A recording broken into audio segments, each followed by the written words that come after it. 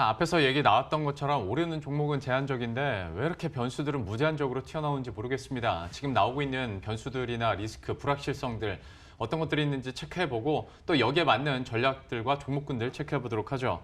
하이투자증권 투자솔루션팀의 이동근 차장과 오늘 함께합니다. 어서 오십시오. 첫 번째는 그 경협주 얘기해보도록 하겠습니다. 아침에 저도 속보 보고 깜짝 놀랐는데 꽤 강경한 입장과 함께 또 발언을 내놨지 않습니까? 남북 경협주 당연히 빠질 수밖에 없는 상황인 건데 좀 이 사안 어떻게 보고 계세요?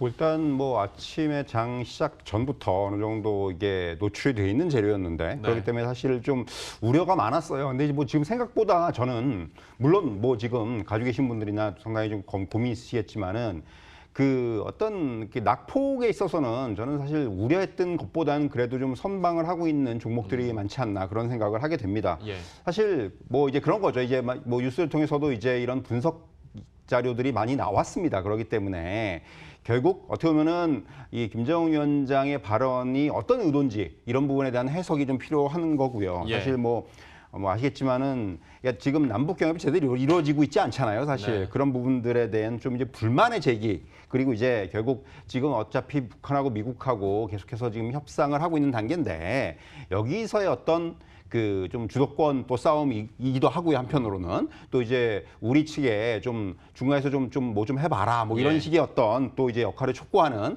그런 제스처 이런 것들이 포함되어 있는 그러한 발언이 아닌가. 굉장히 좀 고도의 저는 그 계산된 발언이 아닌가라는 생각을 하게 되고요. 또 큰 맥락에서는 최근에 이제 그 북한 측에서 강조하고 있는 것이 특히 김정은 위원장의 발언을 통해서 강조하고 있는 것 중에 하나가 자력갱생이라는 얘기를 굉장히 많이 하지 않습니까? 네. 사실 이런 또 자력갱생의 연장선상에서 해석이 좀 가능하지 않겠는가? 이렇게도 이제 또 해석이 가능하겠습니다. 사실 어떻게 보면은 오늘 경협주들이 그래도 몇몇 종목들은 좀 낙폭이 커지고 있습니다만은 그래도 좀 선방을 한다는 제가 표현을 쓰는 이유 중에 하나는 이미 사실 경협주들이 이렇게 좋지 못했다는 거예요. 주가 흐름 자체가. 예. 남북 관계가 계속해서 경색 국면에 있었고 그러다 보니까 주가가 이미 좀 많이 좀 하락을 해 있는 상황이었고 하지만은 이제 어쨌든 간에 이런 좀 돌발적인 이런 또 발언, 악재가 나왔기 때문에 오늘 나타나고 있듯이 단기적인 악재 요인은 좀 불가피하다 이렇게 말씀드릴 수가 있겠습니다. 하지만 여러분들도 아시겠지만은 이미 이 사업이 지금 하고 있는 게 아니고 중단돼 있는 상태였습니다. 그렇기 네. 때문에 사실 그리고 이미 오늘 얘기되고 있는 아난티라든가 현대엘리베이터 같은 대표 종목 같은 경우도 사실은 일부 기업들은 이미 충당금이라든가 이런 부분도 설정을 해놓은 상황이에요. 그렇기 때문에 네. 사실 펀더멘털적인 요인보다는 사실 지금 이런 하락들은 좀 센티멘트 요인으로 받아들일 필요가 있다. 이렇게 저는 말씀드리고 싶습니다. 사실 이 종목군들 급등할 때도 사업이 시작해서 급등한 건 아니었잖아요. 예, 그 관점에서 역시 반대의 상황도 좀 해석하시면 좋을 것 같고요. 좀 더 실체가 있는 쪽으로 얘기를 한번 돌려보자면 삼성전자 실적에서도 유추해 볼 수 있듯이 갤럭시 노트 10에 대한 호조와 함께 갤럭시 폴드 기대감, LG도 듀얼 스크린 폰으로 나름대로 대응을 하고 있고 애플에서는 아이폰 11에 대한 기대감 이렇게 다 겹치다 보니까 스마트폰 부품주에 대해서는 좀 날아갈 수 있지 않을까라는 기대감들이 있거든요. 이게 전망은 어떻게 하십니까? 이미 갤럭시 같은 경우 이제 폴드에 대한 기대감도 있고 그리고 이제 신제품들에 대한 기대감들이 좀 확산이 되면서 관련주들이 좀 많이 올랐고 네. 최근에는 이제 아이폰 11 관련주들이 좀 이제 다시 또 올라오고 있는 이런 흐름입니다. 사실 최근에 어떤 아이폰 11의 출시를 놓고 보더라도 이제는 정말 스마트폰들에서 가장 중요한 것들은 마케팅이 아닌가 싶어요. 사실 지금 아이폰 11이 초반 반응이 굉장히 좋다고 그러는데 굉장히 좀 마케팅을 좀 강하게 하고 있습니다. 이런 부분들이 좀 반영이 되는 것 같고 사실 아이폰 11이 호조를 보인다면은 어떻게 보면은 아이러니컬하게도 삼성전자가 가장 수혜를 볼 수가 있어요.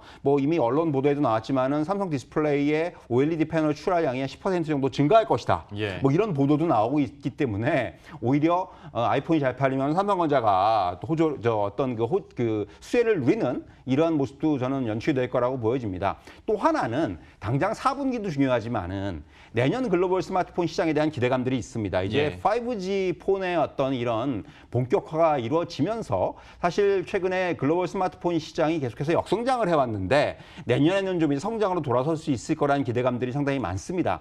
그리고 더군다나 삼성전자 같은 경우 앞에서 말씀드렸다시피 이제 지금 마케팅이 중요하다고 말씀드렸는데 5G 폰 시장의 선점을 위해서 본격적인 마케팅을 진행할 작용할 것으로 보이기 때문에 사실 이런 부분들은 지금 이런 여러 가지 이슈들은 부품주들에 대해서 또 굉장히 호재로 작용할 것으로 보여지고요. 이미 뭐 주가 움직인 그런 뭐 인터플렉스 같은 종목도 최근에 계속 움직이고 있고 합니다만은 인터플렉스라든가 뭐 자화전자라든가 대덕전자 또 뭐 한솔케미칼 또 BH 뭐 이런 종목들 파트론 이런 종목들은 저는 지금 뭐 단기적으로 이제 주가가 급등한 종목도 있고 아직 좀 이제 바닥에 있는 종목도 있는데 예. 이런 종목들은 저는 지금부터 좀 이제 중장기적인 관점에서도 좀 볼 필요가 있지 않겠는가라는 생각을 하게 됩니다. 예.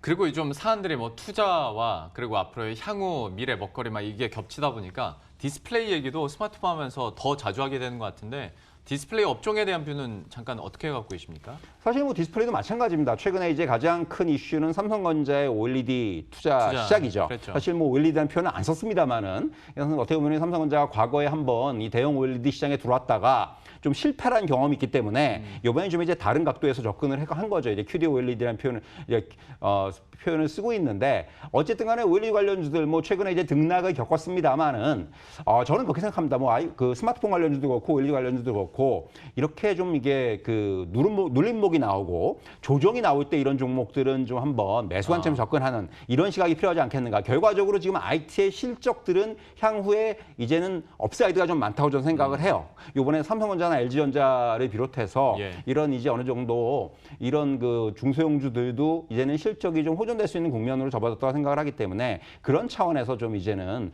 눌림목이라든가 조정 국면에서의 매수 한번 고려해 볼 시기가 됐다 이렇게 말씀드릴 수가 있겠습니다. 알겠습니다. 이렇게 디스플레이까지 잠깐 살펴봤고요. 그리고 지난주에 대통령이 직접 주재한 경제장관 회의에서 여기서 이제 SOC 얘기가 나왔어요.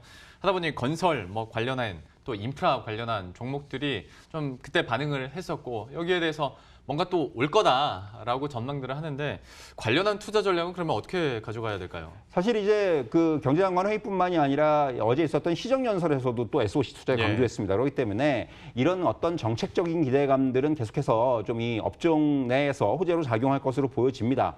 다만 SOC에서 대형 건설사가 차지하는 비중은 제한적이에요. 오히려 중소형 건설사들이 SOC, 그러니까 항상 이 지역 밀착형 사업들이 많기 때문에 대형 건설사들이 진출하기에는 그 어떤 프로젝트의 규모가 작을 수도 있고 예. 그렇기 때문에 사실은 대형 건설사의 비중은 제한적입니다. 하지만 이제 좀 기대할 수 있는 부분은 지금 기존에 계획돼 있는 3기 신도시 건설이라든가 네. 또 GTX라든가 이런 부분들의 추진이 좀 속도를 낼 것으로 보이기 때문에 이런 쪽에서 이런 건설업종 관련 업종의 어떤 주가의 상승 재료로는 작용할 수 있지 않겠는가 그렇게 말씀드릴 수 있을 것 같습니다. 예, SOC 건설주 관련해서도 이렇게 코멘트 들어봤고요. 좀 할 게 많습니다. 자동차주로 넘어가 보도록 할 텐데 불과 한 2달 전과는 전망이 좀 많이 결이 달라졌습니다. 그러니까 실적 개선에 대한 기대감이 분명 자동차주에 있었는데 뭐 세타2 엔진 뭐 보상과 관련해서 평생 보장 얘기 막 나오질 않나. 그리고 그 향후의 움직임도 다시 좀 암울해지고 있고 자동차 안에서도 좀 분산되는 느낌이에요. 미래 자동차와 관련해서 막 수소차, 막 플라잉카까지 얘기가 나오니까 어떻게 전망하고 계십니까? 지금 영께서 말씀해 주셨듯이 사실 저는 좀 약간 그 투트랙으로 봐야 된다고 생각을 해요. 사실 지금 저는 자동차 업종의 실적을 놓고 보면은 어느 정도 바닥은 확인을 한 것 같아요. 예. 그래서 사실 이번 분기에도 현대차라는 기아차가 실적이 실적만 놓고 나쁘진 않을 텐데 말씀해 주신 세타2 이슈가 터지면서 이번에 충당금을 쌓는 문제가 결국은 실적의 발목을 잡는 그런 결과를 가져온 거고요. 반면에 이제 모비스 같은 종목은 전기차라든가 이런 쪽에서 어떤 전동화 부품 매출의 증가세가 나타나면서 호실적인 전망이 된다는 거죠. 어떻게 보면 이제 부품주가 오히려 당분간은 더 좀 우위에 있는 흐름이 나올 수가 있고 여기에는 이제 전기차라든가 수소차 같은 이런 이슈들이 작용을 한다고 이렇게 말씀드릴 수가 있겠고요. 결국 정책적인 대응이 계속해서 이제 확실시 되고 있기 때문에 예. 이런 부분들이 좀 이제 향후에 어떤 기대감을 낳는 그런 이제 효과를 가져올 것으로 보여지고요. 다만 지금 뭐 전기차도 수소차도 그렇고